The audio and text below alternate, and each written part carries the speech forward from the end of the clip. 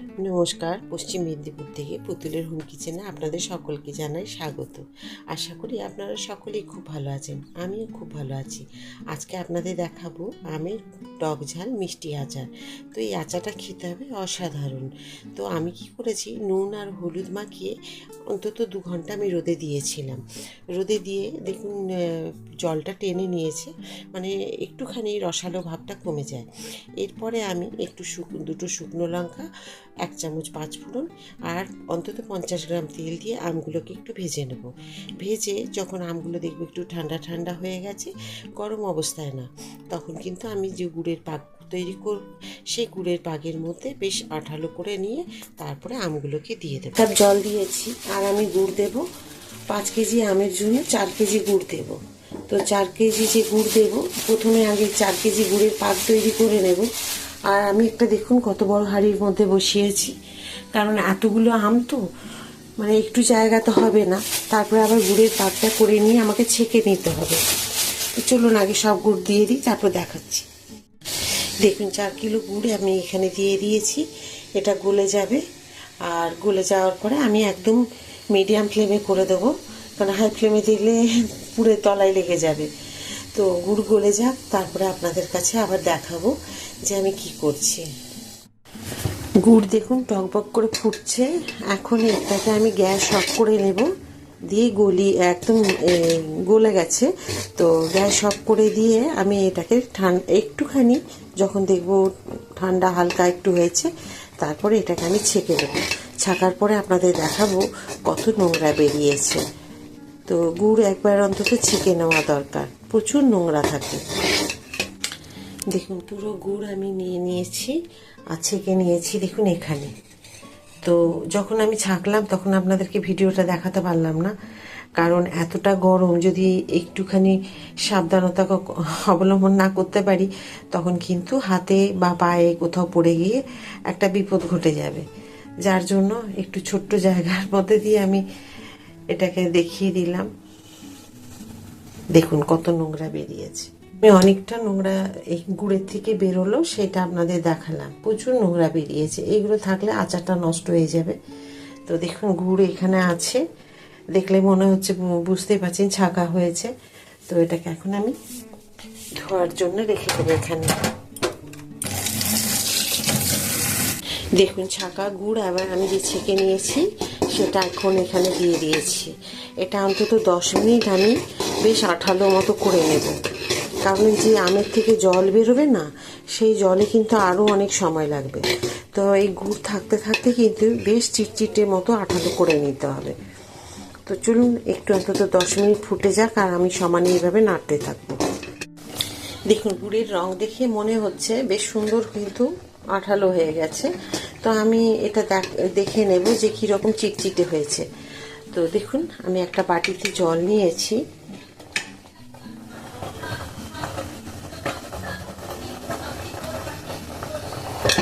দেখুন এইরকম ঠিক আছে। আমগুলোকে এবার আমি দিয়ে দিচ্ছি সব। দেখুন সব আম দিয়ে দিয়েছি আর গুড়ের সাথে খুব ভালো মাখা হয়ে গেছে। এখন এটা অন্তত 15 থেকে 20 মিনিট আমি ফোটাবো। তারপর আবার আপনাদের দেখাবো এর সাথে আমি কি মশলা দিচ্ছি, কেমনভাবে এটা গুড়ের পরিমাণটা কীরকম আছে। তবে আমাকে মনে হচ্ছে আরও 1 কিলো মতো গুড় দিতে হবে। তো সেটা পরে আপনাদেরকে বলে দেবো আমি দিলাম কি না। তাই এর সাথে কি মশলা দেব, কি করব, সেটা আপনাদেরকে পরে দেখাবো। তবে আজকে আর কিছু হবে না, আমি আজকে এটা রাত্রে করলাম, ঢেকে রেখে দেবো, পরের দিন করব। আমি যে আমের গুড়ের আচার যে তৈরি করেছি, গুড় কম পড়ে গেছিলো, আপনাদেরকে পরের দিন দেখাতে পারিনি। তো গুড় দেখলাম আমগুলো প্রচুর টক, তো আরও গুড় মেশানোর দরকার ছিল। তো সেই জন্য আবার সেইভাবে গুড় ফুটিয়ে ছেঁকে টেকে নিয়ে 2 দিন পরে আমি গুড় মিশিয়েছি। তো এখন আজকে আমি মশলাগুলো কি কি দেবো সেটাই আপনাদের দেখাবো। তো প্রথমেই দেবো, দেখুন আমি শুকনো লঙ্কা কয়েকটা দিয়েছি। এটাতে মানে যেটুকু মানে ঝালের প্রয়োজন সেইটুকুই হবে। 5 কেজি গুড় মানে আমের আচার, তো এই কয়েকটা লঙ্কা দিলে পরে একটু ঝাল, টক, নুন, মিষ্টি সব কিছু ঠিক থাকবে। এর থেকে যদি আরও আপনারা ঝাল বেশি খেতে চান তাহলে দিতে পারেন এর থেকে বেশি। আমি এখন এই লঙ্কাগুলোকে সব ঠিক করে ভেজে নেব একটু। খুব সুন্দর ভাজা হয়ে গেছে। আগেই লঙ্কাগুলো এই কারণে ভেজে নিলাম কি সব ভাজা লঙ্কাটা একটু মচমচে হয়ে যাবে সেই কারণে। ওগুলোকে নামিয়ে রেখে দিলাম একটা জায়গায়। এবার দিয়ে দেবো পাঁচফোড়ন, 100 গ্রাম পাঁচফোড়ন, 100 গ্রাম সর্ষে। এটার মাপটা আমি বলে দিলাম কারণ 5 কেজি অনেকটাই বুঝতে পারছেন, 5 কেজি গুড় 5 কেজি আম, 5 কেজি গুড়, তার থেকেও বরং একটু গুড় বেশি দিতে হয়েছে কেন প্রচুর টক ছিল আমগুলো, সে কারণে গুড়ের পরিমাণটা আমাকে একটু বেশি দিতে হয়েছে। হয়তো একটু বেশিই হবে, আরও 500, 5.5 কেজিই ধরো। তো সেই গুড় দিয়েছি, তাহলে প্রচুর পরিমাণ ওটা। একটা হাঁড়িতে আপনাদের দেখাবো কতখানি হয়েছে। সেটা আপনার এই মশলাগুলো আরও দিতে হবে, যেগুলো যদি মনে হয় তো একটু ভাজা মশলা রেখে দেবো, অসুবিধে নেই। আমাদের কোনো না কোনো রান্নাতে এই মশলাগুলো প্রয়োজন হয়, তো থাকলে অসুবিধা হবে না। আর এই পাঁচফোড়ন আর সর্ষেটাকে খুব ভালো করে ভেজে নিই। তারপরে আবার এবারে দিয়ে দেবো এই ছোটো বাটি 1 বাটি জিরে। এটাও ধরো মৌরির ভিডিওটা করতে পারিনি, মৌরিও দিয়েছি। এই বাটিটা থেকে 1 বাটি থেকে কম, মানে 50 গ্রাম থেকে কম দিয়েছি। এই যে মৌরি, ওটা দিতে মানে ভিডিও করতে ভুলে গেছিলাম। আর জিরেটা নিশ্চয়ই দেখিয়েছি আপনাদের, জিরে দিয়েছি এই বাটিটা 1 বাটি মানে 50 গ্রাম। আর মৌরি আছে 50 গ্রাম থেকে কম। মশলাগুলোকে আমি একদম কিন্তু মিডিয়াম টু লো ফ্লেমে ভেজে নিচ্ছি, একদম হাই ফ্লেম করবেন না কারণ পুড়ে যাবে। এবার দিয়ে দেব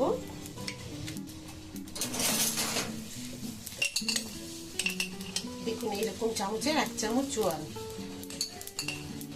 1 চামচই দিলাম। নিশ্চয়ই বুঝতে পেরেছেন আমি কি কি মশলা দিলাম। প্রথমে শুকনো লঙ্কা দিয়েছি, এটার কোনো মাপ না, আপনারা ঝাল যেরকম খাবেন সেরকম লঙ্কা দেবেন। আর সর্ষে 100, পাঁচফোড়ন 100, জিরে 50, মৌরি 50 গ্রাম থেকে কম, আর জোয়ান দিয়েছি 1 চামচ। চামচটা প্রথমবারে ভর্তি ছিল না বলে আর একটু তুলে দিয়ে দিলাম 1 চামচ পুরো। এখন মশলাগুলো সব দেখুন খুব সুন্দর ভাজা হয়ে গেছে, একদম ভাজা হয়ে গেছে। এগুলোকে আমি একটা জায়গায় ঢেলে নেব, ঢেলে নিয়ে সবগুলো ঠান্ডা যখন হয়ে যাবে, বেশ ভালোভাবে ঠান্ডা হয়ে যাবে, তখন মিক্সিতে দিয়ে গুঁড়িয়ে তারপর আপনাদেরকে দেখাবো। মিক্সিতে গোড়াগুড়িটা আর আপনাদের কি দেখাবো আমি, ওই জন্য মিক্সিতে গুঁড়িয়ে নিয়ে তারপর আপনাদেরকে মশলাগুলো দেখাবো আমি কীভাবে গুঁড়িয়ে, মানে কীরকম গুঁড়িয়েছি। দেখুন এগুলোকে এখন আমি ঠান্ডা হতে ছেড়ে দেবো, ঠান্ডা হয়ে যাক তারপর আপনাদের দেখাবো। আমি যে আচার করেছিলাম আপনাদের সকালবেলায় আমি বলেছি যে আমি যখন মশলাগুলো করি তখন আপনাদের বললাম যে দেখুন আমি আচারটাকে পুরো আবার কিন্তু গুড় দিয়ে কীরকম দেখুন থকথকে এই ঘনটা রেখেছি। তবে এই ঘনটা থাকে, এই যে পাতলা যে একটুখানি দেখছেন এটা থাকবে না। যখনই এটা কিন্তু মশলা দিয়ে দেবো তখনই কিন্তু এটা আরও ঘন হয়ে যাবে। তবে 5 কেজি আমি যে দেখুন করেছি সেটা বুঝতেই পারছেন কত বড় এমন একটা হাঁড়ির মধ্যে আমি রেডি করেছি। এবার মশলাগুলো দিয়ে দিই। মশলা আমি পিষিয়েছি, দেখুন কীরকম হয়েছে, একদম মিহি করে নিতে হবে। কচকচে যদি একটু দানা দানা থাকে সেটা কিন্তু ভালো লাগবে না গুড়ের আচারে বিশেষ করে। তো আমি কিন্তু মনে হচ্ছে যে দেখি ক হাতা দিতে হয়, মোটামুটি আমি দেবো আন্দাজ মতো।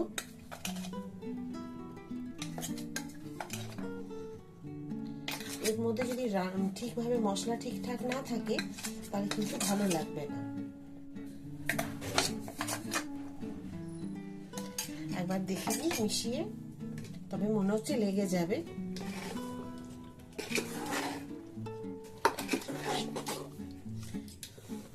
একবার অন্তত এইভাবে আমি যেভাবে আচার করলাম আর আচারের যে মশলাগুলো দিলাম খেতে কিন্তু খুব সুন্দর হয়। একবার অন্তত করুন, খেয়ে পরে আমাকে কিন্তু জানাবেন কমেন্ট করে আচারটা কেমন হয়েছিল। দোকানে কিন্তু আচার কেনা ভুলে যাবেন, দোকানের আচার খাওয়া বন্ধ করে দেবেন, যে এই মশলা দিয়ে যে আচারটা আমি করলাম। তো দেখুন পুরো মনে হচ্ছে মশলাটাই আমি দিয়ে দিলাম, আর নিয়ে দেখুন পুরো পরিষ্কার করে আমি দিয়ে দিলাম। তবে যে মশলার মাপগুলো আপনাদের বলেছি পুরোটাই দিয়ে দিতে হলো, একদম ভালো করে এভাবে তলা পর্যন্ত।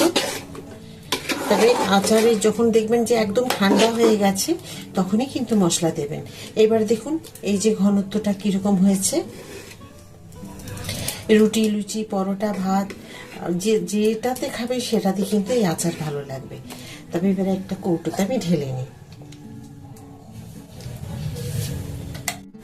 আমি এখন আপাতত একটা এই কৌটোতে রাখবো, কারণ আমার যে আচার রাখার বয়াম সেটা ভেঙে গেছে।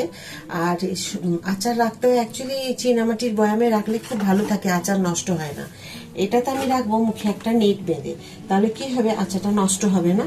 আর রোদে দিতে হবে, অন্তত 2-1 দিন ছাড়া ছাড়া একটুখানি রোদে দিতে হবে যদি অনেক দিন পর্যন্ত খেতে চান।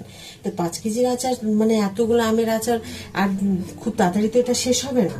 তো সেই কারণে কি করতে হবে, এইভাবে কিন্তু মুখে একটা কাপড় মানে নেট বেঁধে আর এটাকে রোদে দিতে হবে মাঝে মধ্যে, অন্তত সপ্তাহে 2 দিন। আর এর মধ্যে আমি একটা জিনিস দিয়েছি, আপনাদের বলতে ভুলে গেছি, যেটা হচ্ছে হোয়াইট ভিনিগার। ভিনিগারটা দিলে কিন্তু আচার খুব ভালো থাকে। এটা কিন্তু অবশ্যই দেবেন। এটা যখন আমি দিয়েছিলাম গুড়ের সাথে মিশিয়ে, গুড় কম পড়েছিল তখনই আমি দিয়েছি, যেটা আপনাদের বলতে ভুলে গেছিলাম, এখন মনে করে বলে দিলাম। দেখুন এটার মধ্যে কিন্তু আমি যতটা ধরবে, এতটা আচার তো আর ধরবে না এর মধ্যে, যতটা ধরবে ততটা আমি এর মধ্যে রেখে দিচ্ছি।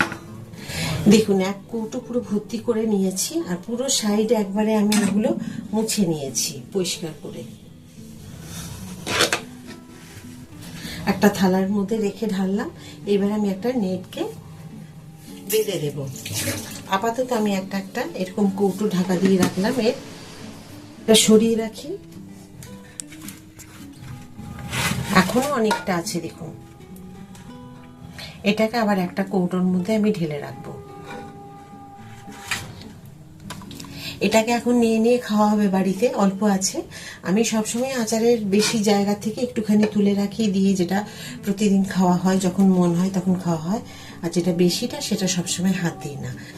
কেমন লেগেছে আপনাদের কাজ এই আচারের ভিডিও, আমের মিষ্টি আচার? আশা করি ভালো লেগেছে। ভিডিওটি যদি ভালো লেগে থাকে একবার অন্তত রান্না করে এটা মানে এই আচারটা তৈরি করে খাবেন, আর প্রচুরভাবে লাইক, সাবস্ক্রাইব আর শেয়ার করে দেবেন। তা আরেকটা নতুন ভিডিওতে নতুন রান্না নিয়ে আমি চলে আসবো আপনাদের কাছে। সবাই খুব ভালো থাকুন। নমস্কার।